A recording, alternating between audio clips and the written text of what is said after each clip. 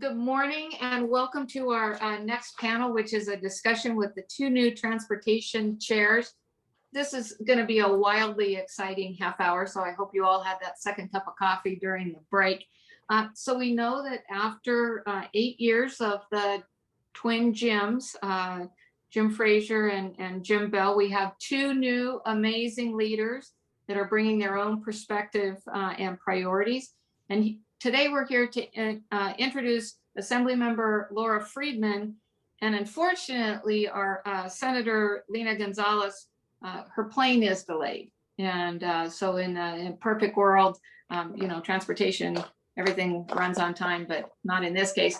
But we are joined by Randy Chinn, who's the Chief Consultant to the Senate Transportation Committee. And so we will be hearing from Randy Chinn a little bit later. But to start off this morning, why don't we just get right down to business, because time is short and we want to get in lots of questions. So I want to turn it over to Assemblymember Laura Friedman. And Laura, please, the floor is yours. Well, thank you. It's really a pleasure to be with all of you here today. Before I was elected to the Assembly in 2016, I spent almost 8 years serving on the Glendale City Council.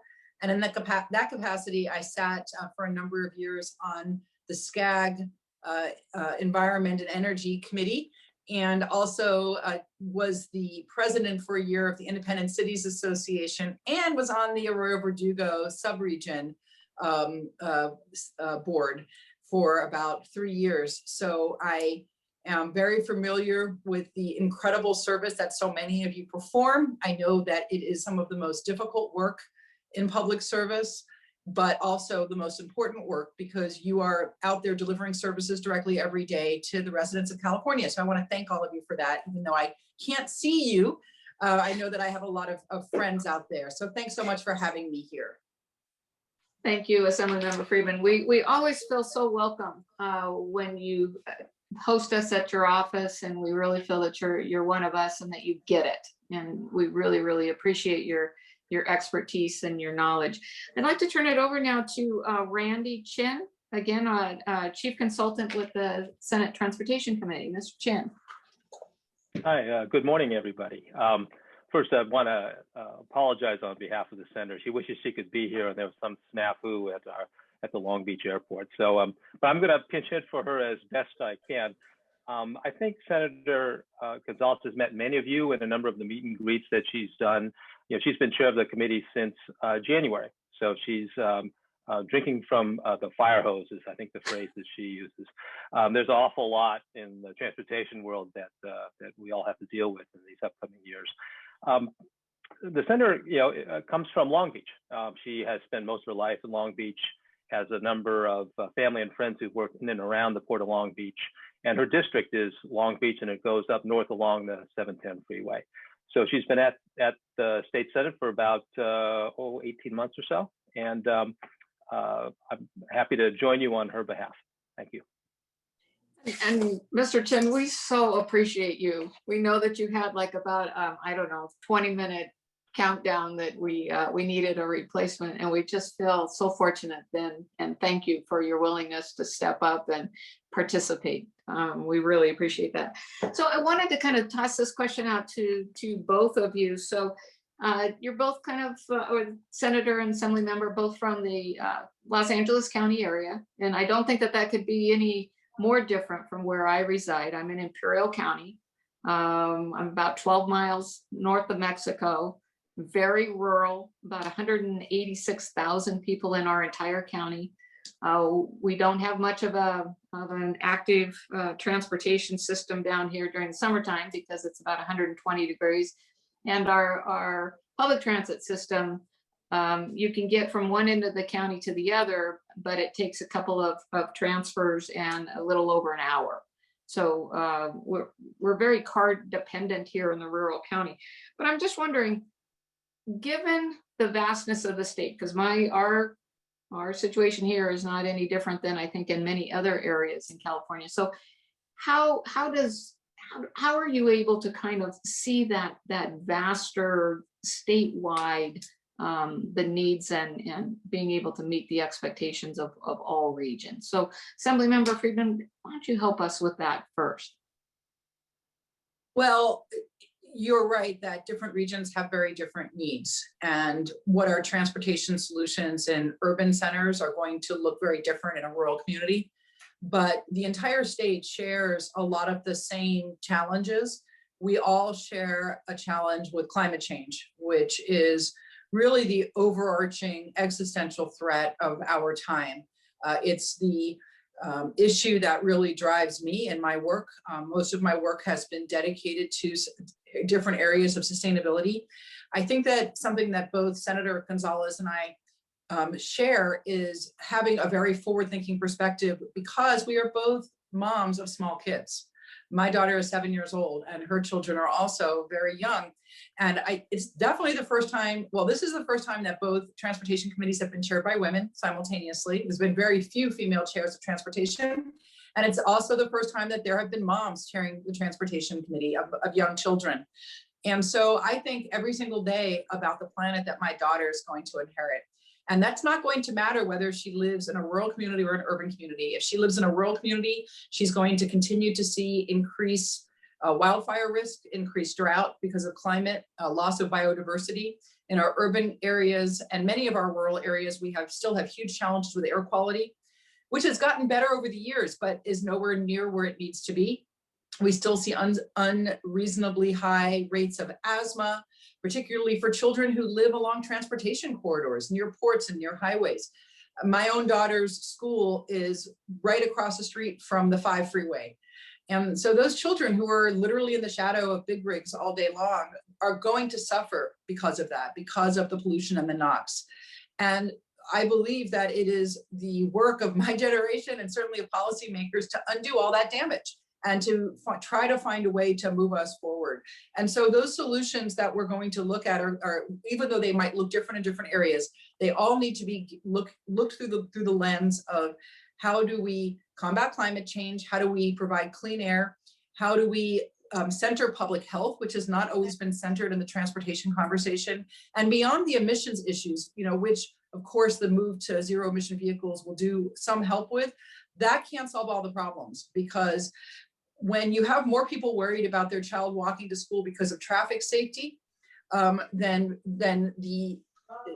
because of the risk of traffic accidents and the very real thought that their child could be killed walking to school by a speeding car, for instance, or a distracted driver, those are children that aren't going to have the lifelong health benefits of having walked and developed a healthy habits of walking and cycling like I did when I grew up. And we're seeing that right now our population is really suffering from rising rates of diabetes and other health impacts because of our sedentary lifestyle, which mobility plays a huge part of. And I'll just say the other huge impact that we have because of our very backwards way of thinking about transportation in California is a huge connection that sometimes is not seen between transportation and housing and other issues. Public health is one, housing is another. And all of you know, everybody out there who serves on local government knows that the first thing that people say when you're going to try to build any housing in their community is, what are we going to do about the traffic impacts? Where are all those people going to park their cars? So until we provide real and robust mass transit and alternative transportation for people that's meaningful, that's more convenient, and that's safe, we're going to continue to face huge barriers to creating the housing we need, to having a healthy population, and certainly air quality issues. Well, okay, so I'm giving you a standing ovation right now, Assembly Member, for that response, because I can think of, as parents and grandparents participating here, I can think of no greater motivation than going home every day and seeing the future of California in your little girl's eyes. So that's tremendous. Okay, so Mr. Chinn, that's a hard act to follow, but is there anything else that you would like to add on the senator's behalf? How is she able to maybe understand the nuances of this great and dynamic state? Yeah, well, let me start by agreeing with the premise of your question. It's pretty hard to hear beyond the metropolitan areas of Los Angeles and the Bay Area. I mean, that's where most members are from. That's where a lot of the interest groups reside, represent. I can tell you that we hear the concerns that you're raising from areas that you might think we'd hear from all the time, like the Monterey Bay Area, for example, which is sort of the Bay Area, but really not. They are concerned about decisions that we make that might fit these larger metropolitan areas that don't work for them. And so you down in Imperial Valley, you've got issues that are particular to you. This whole Central Valley is another area that is starting to become a little more vocal. We're starting to hear from them a little bit more. I think really what you've got to have is an open mind that California is a very, very diverse state in lots of different ways, not just in terms of demographics, but in terms of the particular problems that these different areas face. And so what we do, and I'm speaking for myself here, but what I've heard Senator Gonzales say is she really is interested in hearing from all the parts of the state to understand what their concerns are. And I think I hate to say this, but it's almost a little higher obligation on the parts of the area we don't hear as much from to kind of speak up and let us know what your concerns are. It's really hard to get time with the elected officials because everybody wants their time. For us at the staff level, we're a little more accessible, a little easier to reach. And so we want to hear from a diverse interest group so that we can understand what the problems are for the entire state. Thank you very much, Mr. Chinn. So I'm going to go back to you, Assembly Member. So both the prior chairs were absolute champions of SB1, which is a game changer for transportation within California. Now we have the governor come out and talk about the electrification of vehicles and the transition away from the gas tax. So how are we going to make that? This is kind of with your background. How are we going to make that quantum leap from a gas tax to a BMT and wrap around the infrastructure and all the rest? How do we accomplish that? Well, I wish I could give you the roadmap right now. It's something that we definitely need to be thinking about, and that's some of the really hard work we're going to have to be doing in the next few years. I do think we have to begin the conversation. First of all, I was a supporter of SB1. It was necessary for a lot of reasons, and I commend both chairs, past chairs, for their incredible effort on that. And it was passed with the knowledge that we will have to replace it sooner rather than later, because you've got a lot of people moving to electric vehicles, which are not captured as much in SB1 as you'd really like. And moving to something that reflects the amount of miles that people are driving and have them pay equitably is important. But I do think that as we move forward, one of the things to keep in mind and to really make sure that we communicate well is that there are equity issues with moving to vehicle miles traveled. Certainly, because you have a situation where a lot of people who can't afford to live close to our higher work areas, the more in the metropolitan centers, because of housing costs, are pushed further and further out into the suburbs. Now, some people choose to move there, but you don't want to penalize people who are forced into long commutes for no fault of their own because of housing costs. And they're driving more. But at the same time, we also have to acknowledge that they tend to pay higher money in gas because they are driving more, and they tend to have older vehicles that have worse gas mileage. So we need to make sure that as we talk about these transitions, we center equity and make sure that we don't penalize people who are least able to afford it, but also make people understand that it is poor people who are paying a lot of the burden of our current system because they're paying more in gas. If you're wealthy and you own a Tesla, you're not paying for anything at the pump. So you may have some other costs, but you're not paying as much into SB1, as much into the gas tax as someone who's driving a 10 or 15-year-old car. I'd say 15-year-old car. I drive a 10-year-old car. But if someone is driving a 15-year-old car or older, they tend to be paying a lot more even in gas costs. So by communicating and listening to communities and figuring out what works, while centering equity and our desire to reduce vehicle miles traveled, because the goal here really is to take cars off the road and to give people better options. I mean, I have been a driver and I've lived in areas where I haven't had to own a car, and I've not owned a car in Glendale for a number of years. And so I am very familiar what it's like to take the bus and take the train. And I can tell you without a doubt that some bus systems in our region, in my region in Los Angeles, are okay. But it's nothing like what I experienced when I lived in the Northeast, where I didn't own a car and it was better and easier not to own a car. It was easier and faster and more pleasant to take public transit than it was to drive a car. And that's when you start getting, more and more people taking public transportation. Interestingly, in Los Angeles, you have a very small amount of people who actually take public transportation, and the ones who do, with the exception of a few modalities like the Gold Line in Pasadena, they tend to be people who don't have much other choice, people who are economically disadvantaged, people who are elderly, people who are students, who aren't driving for a variety of reasons. But when you get to areas like San Francisco, it's reversed, and you have a wealthier population taking the BART than you would driving. So it shows you that when you have robust public transportation that works well and you make it more pleasant and convenient, you can attract a whole range of users. And that's really what you want. When I lived in New York City, everybody takes the train, everybody takes the subway. Whether you're a CEO in Wall Street or you are, working in a grocery store, you're on the subway, and it's, it's a good experience for the most part. I mean, sometimes a day it can be a little crowded, but I would much rather do that than try to drive my way from Brooklyn into Manhattan. Agreed. I have a son that lives in Brooklyn. I will be there on Friday for a couple of weeks, and I enjoy my 1 mile walk to work every day. And I think executive directors of Sandag, I think Hassan and both the executive director and at SCAG, Comey, I think they both have the joy of walking to work. But and I want to let you know that we definitely look at this as a regional opportunity with regard to the transition from gas tax to VMT. Mr. Chinn, what are your thoughts on making that kind of quantum leap from SB1 to SB1 2.0 or something? Yeah, it's a huge issue. There's been an analysis done by the Mineta Institute on the loss of transportation revenues from the increasing electrification of our transportation system. And it's in the neighborhood of $1 billion a year beginning in 2030.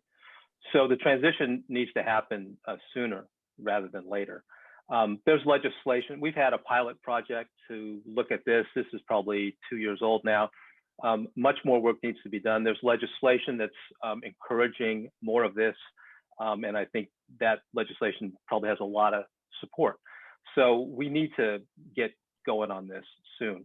But I think the thing to keep in mind is that first, a road user charge, a VMT charge, will affect people differently, kind of depending on where you live. Again, this is your Imperial County folks, Central Valley folks versus LA and San Francisco. So we don't understand that very well now. And I think that's part of the analysis. But the other question, I think it's just as big, is we hear from many transportation leaders that we're going to need a lot more transportation revenue now.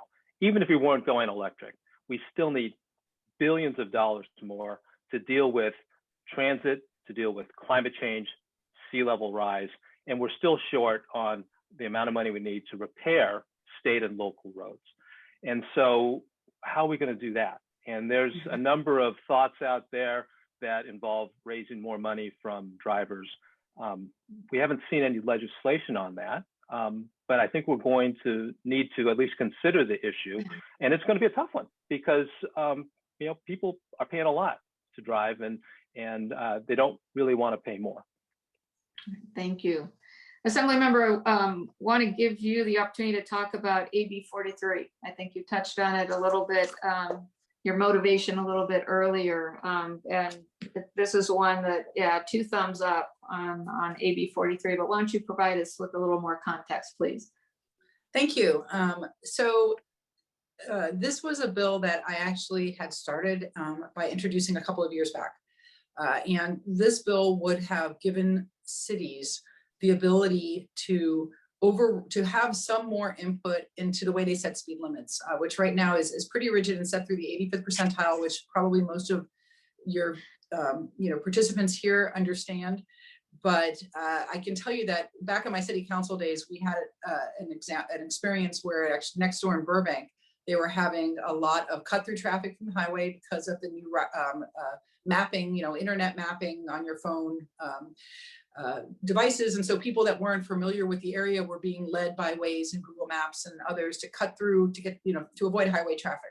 And these are people that were commuting to work. They tend to be driving very fast, and they were driving through an area that looked like a normal suburban neighborhood, but also happened to have horses in the Rancho Burbank area. So, real potential for some disaster with people on horseback and people going really fast in LA, trying to get to the highway in the mornings.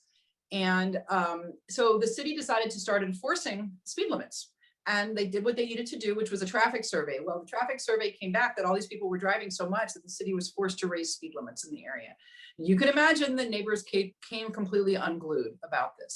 But this is what our way of setting traffic speeds, that's the way that it works in California. And the problem with this is that one of the unintended consequences is what we call speed creep, where as people drive faster, the speed limits have to go up and up and up. And it's done so with really no regard for public safety. And I will say, the flip side is that speed limits are not everything. And it's absolutely true that if you've got a lot of people speeding, you probably have an engineering problem with your road. So that's something that is very true, and that we all need to keep in mind as we look at speed limits, that that's a part of the equation. But there's also a lot of studies that show that speed limit does send a signal to drivers, and it does tell them, the way they should be driving. And traffic enforcement has some, effectiveness, but you can only do it if you've done these surveys. So it can be a little frustrating and seemingly counterproductive. And we introduced a bill a few years ago to try to change that. And the chair of the committee at the time didn't want to hear the bill. So what he did was we came to an agreement that I would amend the bill and instead have a task force to look at this issue. And so we convened what we called the Zero Fatality, very catchy Zero Fatality Task Force, very catchily named. And we had stakeholders from across the state participate in the conversation. We had AAA, and we had Highway Patrol, and we had many representatives of cities from across the state. And I will tell you, the interest from both rural communities and urban communities was really surprising to us, at how many cities asked to be a part of the task force. We had, of course, the pedestrian and the cyclist advocacy groups. We had city planners, we had engineers. It was a really large group, and they met throughout the course of a year. They had several meetings. And it was held at the CTC building, and they had data presented to them. They looked at studies. And at the end, I was very, very proud. They published a very comprehensive booklet about what they thought we needed to do to move the state towards having less traffic fatalities. So this bill, which started as a simple bill about the 85th percentile, has morphed into something that's going to incorporate more and more of the recommendations from the task force. And then there are some companion bills that we've given to other members that take on some of the other recommendations from the task force that made the bill a little bit too big, a little too unwieldy. For instance, David Chu has a bill about automated speed enforcement, which was one of the recommendations from the task force. So I'm very excited about the bill. I'm hoping that anyone who has an interest will take a look at it, give us some feedback, let us know what you think. It is the work of a very large group over quite a while who volunteered their time. Probably some of you, watching this at home have members of your own community who were involved. We had a lot of representation, and I'm hoping that the league and the various cities come on as supporters of this. It's meant to give cities and agencies more tools to combat speeding. The 85th percentile relief has certain triggers. You have to be re-engineering a road, you have to have a vulnerable population, or you have to have accident data showing that the speeds are unsafe. So it's not sort of a blanket getting rid of the 85th percentile, but it's a more nuanced reform of it. And thank you for asking me about it, Cheryl. Absolutely. So what I want to do, Laura, Assembly Member, is have you talk real briefly about 1147, and then I want to cut over real quick. Randy, I want you to talk about SB 671. You can't think about. I did want to mention 1401 at some point. So if I'm talking about legislation. Let's and actually, I'm going to play schedule change here. Okay. And so that you have a little extra time knowing what the next session is. We want to hear, I know a lot of people want to hear about 1147. So I'm gonna extend this session a little bit, and now I'm gonna shut off. I'll be really brief because 1140, both of these bills could take a long time, but basically 1147 is seeking to improve on Darrell Steinberg's very visionary SB 375, which was a bill about sustainable communities that was really meant to connect transportation policy with environmental policy, with our ability to reduce vehicle miles traveled. And it was a really, I think, very visionary attempt at doing that. But everybody who works in this space agrees that it really has fallen far short because our VMTs continue to increase in the state of California and not decrease. So we're looking at that original legislation, at what's been falling short, and trying to find ways of really fulfilling the goals of that legislation.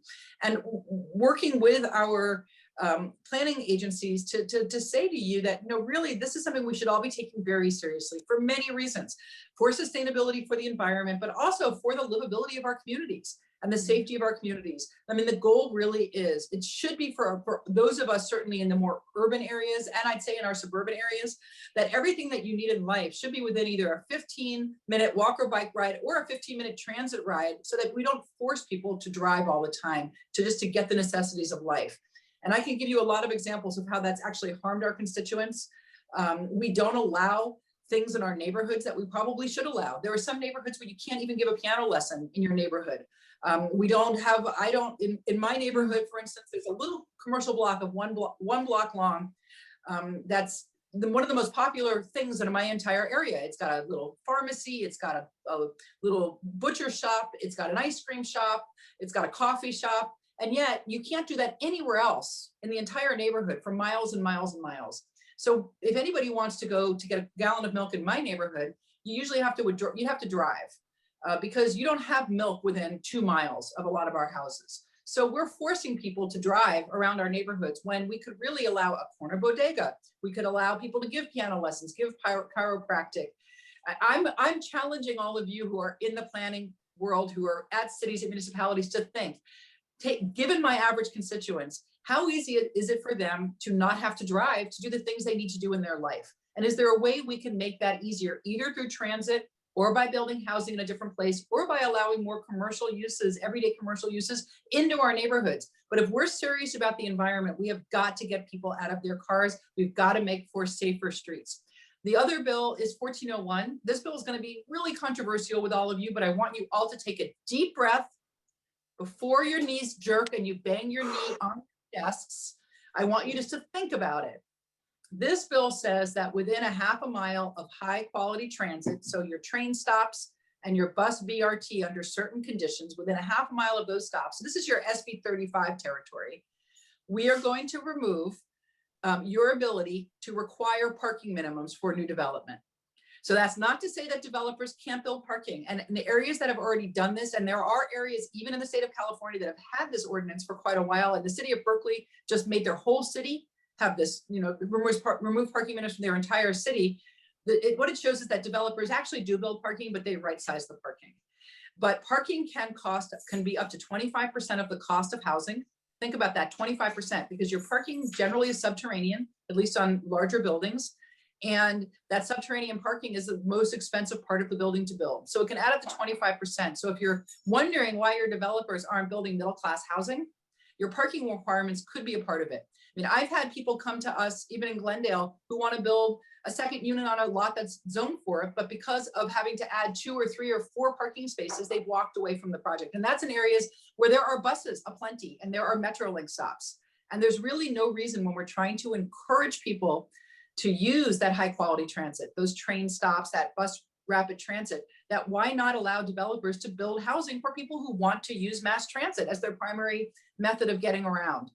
And if you have a problem with the parking and with the traffic, certainly with the parking, I would say maybe it's more important for you to try to find ways of running transit, running buses through these communities, because we devote more space in Los Angeles County by almost 2 to 1 to cars as we do to housing. When you look at all of the parking capacity in Los Angeles, we have more parking spaces than we have square footage for housing. And that shows that our priorities are really screwed up.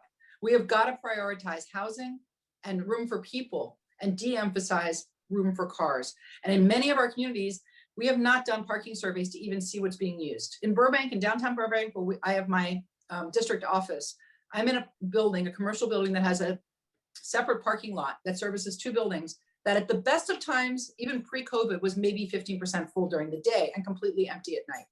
Now, why doesn't the city, if they're worried about parking, strike a deal with that building owner to use that excess capacity at night for residential users who, if they really are driving during the day, are most likely coming home at night to park? So we have an incredible amount of space, land that could be housing, that could be green space, that we have reserved only for cars. And we have got to start pushing back on that. We just have to. This is a really small move, I think. It's only near high quality transit that we have invested billions of dollars in. And I think it's something that I would love to see our cities actually support and not fight against. Thank you, Assembly Member. So I did want to ask you, Randy, if we could talk a little bit about the Clean Freight Efficiency Corridor and Efficiency Program, SB 671. Sure, and I'm sorry that this bill is not as spicy as Chairwoman Friedman's last bill, but this is a pretty straightforward bill, and it comes from the senator's experience with the Port of Long Beach and the movement of goods along the 710. She really wants to prioritize cleaning up that corridor and cleaning up the port as part of her interest in equity. And so that bill is the mechanism for doing so. I think the challenge is going to be finding the funding to do this, but at this point she's working on the policy, and she hopes to continue to engage with all the parties to figure out kind of the best mechanism to go forward to clean up our freight corridors. We want to be very respectful of both of your time commitments today, and just thank you profusely and give you maybe like 1 minute for a wrap-up comment. But we appreciate your leadership and your graciousness for being with us. So we'll start with Assembly Member Friedman and then Mr. Chinn. Well, Cheryl and Bill, it's really great to see both of you again. Hopefully we can do it in person soon. I would just say that I came to the Transportation Committee chairmanship really wanting to make big changes. And the reason is because in California, certainly, and around the country, we've just been going in the wrong way with transportation. We've been going in the wrong way with emissions, with cars, not just because of their emissions, but just because of the growth of our communities, cars and congestion being a huge impact on our quality of life. And to make big changes, I'm going to need strong partners. And I hope that all of you out there can think about whether we can make some big changes and course correct in our lifetime. It's for the benefit of all of our children. And thanks again for inviting me here today. Thank you, Assembly Member. Mr. Chinn. You all have a lot of work to do this upcoming year. There's a lot of issues that I know you're interested in, and the pace of work is going to speed as we get to the end of next month, which will be the deadlines for the policy committees to hit bills.